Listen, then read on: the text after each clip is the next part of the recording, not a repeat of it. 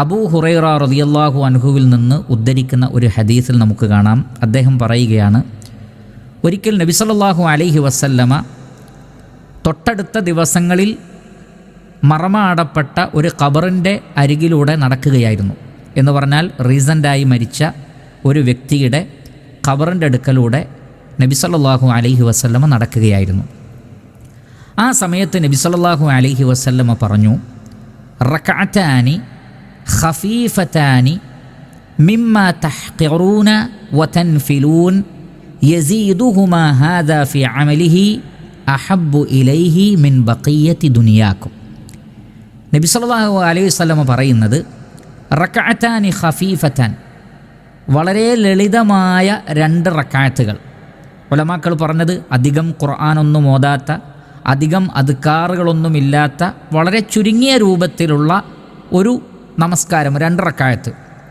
മിമ്മാ തഹ്ഖിറൂൻ, അതൊരു പക്ഷേ നിങ്ങൾ നിസ്സാരമായി കരുതുന്നതായിരിക്കും, പലപ്പോഴും സുന്നത്തല്ലേ എന്നൊക്കെ വിചാരിച്ച് നിങ്ങൾ ചെയ്യാതെ ഉപേക്ഷിക്കുന്നത്, അതല്ലെങ്കിൽ ചെയ്താൽ പോലും അതിന് അത്ര വലിയ പ്രതിഫലമുണ്ട് എന്ന് നിങ്ങൾ വിചാരിക്കാത്തത്. മിമ്മാ തഹ്ഖിറൂന വതൻഫിലൂൻ, സുന്നത്തായി നിങ്ങൾ നിർവഹിക്കുന്ന അല്ലെങ്കിൽ നിങ്ങൾ അത്ര ഗൗരവം കാണാത്ത 2 റക്അത്ത് നമസ്കാരം. യസീദുഹുമാ ഹാദാ, ഈ വ്യക്തിയുടെ ഫി അമലിഹി, ആ വ്യക്തിയുടെ അമലിൽ വർദ്ധിച്ച് കിട്ടുന്നതാണ്. അഹബ്ബു ഇലൈഹി, ആ വ്യക്തി ഇപ്പോൾ ഏറ്റവും അധികം ഇഷ്ടപ്പെടുന്നത് മിൻ ബഖിയ്യത്തി ദുനിയാക്കും, നിങ്ങളുടെ ഈ ദുനിയാവിലെ അവശേഷിക്കുന്ന മുഴുവൻ വിഭവങ്ങളെക്കാളും. എന്ന് പറഞ്ഞാൽ ഈ ദുനിയാവിൽ അവശേഷിക്കുന്ന എന്തെല്ലാം വിഭവങ്ങളുണ്ടോ, സൗകര്യങ്ങളുണ്ടോ, സുഖസൗകര്യങ്ങളുണ്ടോ, ആനന്ദങ്ങളുണ്ടോ, ആഹ്ലാദങ്ങളുണ്ടോ, അതിനേക്കാളെല്ലാം ഖബറിൽ കിടക്കുന്ന ഒരു വ്യക്തി ആഗ്രഹിക്കുന്നത് 2 റക്അത്ത് നമസ്കരിക്കാൻ, അധികം നമസ്കരിക്കാൻ എനിക്ക് കഴിഞ്ഞിരുന്നെങ്കിൽ, ആ ഒരു 2 റക്അത്ത് നമസ്കാരത്തിൻ്റെ പ്രതിഫലം എൻ്റെ പ്രവർത്തനങ്ങളിൽ സിയാദത്തായി അധികമായി വന്നിരുന്നെങ്കിൽ എന്നാണ് ആ വ്യക്തി ആഗ്രഹിക്കുന്നത് എന്നാണ്. പ്രിയപ്പെട്ട സഹോദരങ്ങളെ, എനിക്കും നിങ്ങൾക്കും ധാരാളം ആലോചിക്കുവാനുള്ള, ചിന്തിക്കുവാനുള്ള, ഗുണപാഠമുള്ള ഒരു വാക്കാണ് നബി സല്ലല്ലാഹു അലൈഹി വസല്ലമ പറഞ്ഞിട്ടുള്ളത്.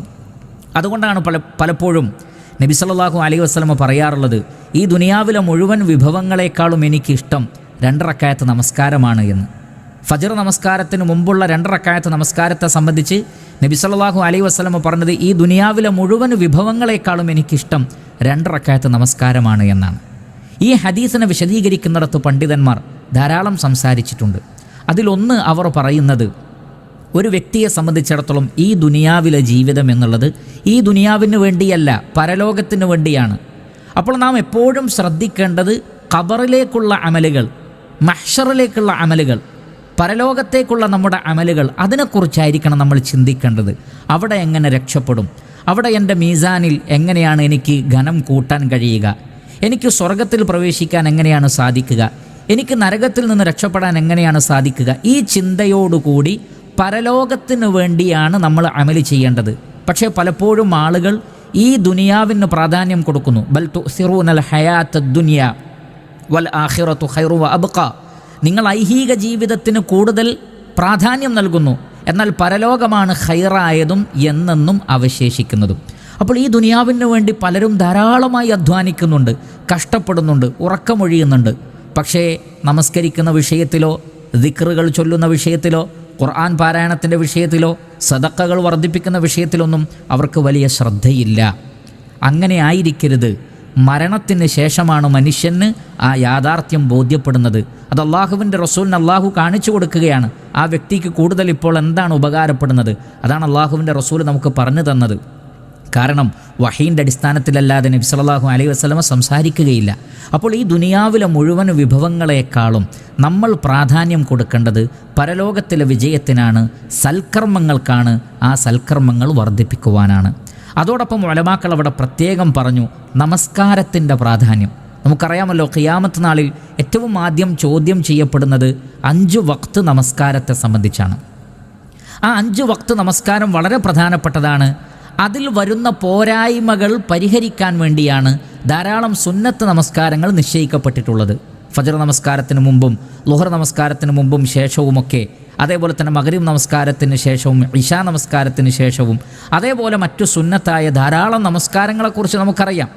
ഈ നമസ്കാരങ്ങളെക്കുറിച്ച് നബി സല്ലല്ലാഹു അലൈഹി വസല്ലം പറഞ്ഞത് നിർബന്ധ നമസ്കാരത്തിലെ പോരായ്മകൾ അത് പരിഹരിക്കുന്നു എന്നാണ്. അതോടൊപ്പം വമ്പിച്ച പ്രതിഫലം നമുക്ക് അത് നേടിത്തരികയും ചെയ്യും.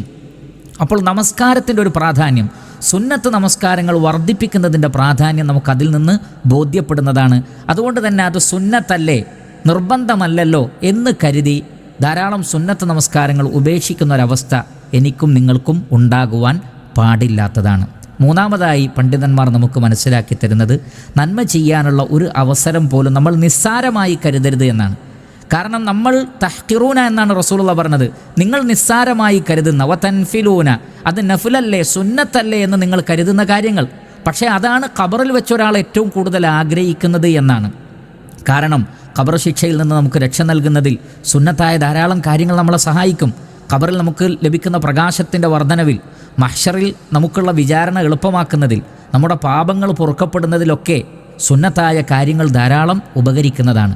അതുകൊണ്ട് തന്നെ ഫമൻ യഅമൽ മിസ്ഖാല ദർറത്തിൻ ഖൈറൻ യറ, അണുമണിത്തൂക്കം ഖൈറാണെങ്കിലും അതിൻ്റെ പ്രതിഫലം അള്ളാഹുവിൻ്റെ അടുക്കൽ കാണും. അതുകൊണ്ട് ഒരു നന്മയെയും നിസ്സാരമായി കരുതാതെ സാധിക്കുന്ന അവസരങ്ങളിലൊക്കെ നന്മകൾ ചെയ്യുക. അതേപോലെ തന്നെ സുന്നത്തായ നമസ്കാരങ്ങൾ ധാരാളമായി വർദ്ധിപ്പിക്കുക. ഈ ലോകത്തിനേക്കാൾ കൂടുതൽ പരലോകത്തിന് പ്രാധാന്യം നൽകുന്ന ഒരവസ്ഥാവിശേഷം നമുക്കുണ്ടാവുക. സർവശക്തനായ അല്ലാഹു സുബ്ഹാനഹു വ തആല നാം ഏവരെയും അക്കാര്യത്തിന് അനുഗ്രഹിക്കുമാറാകട്ടെ.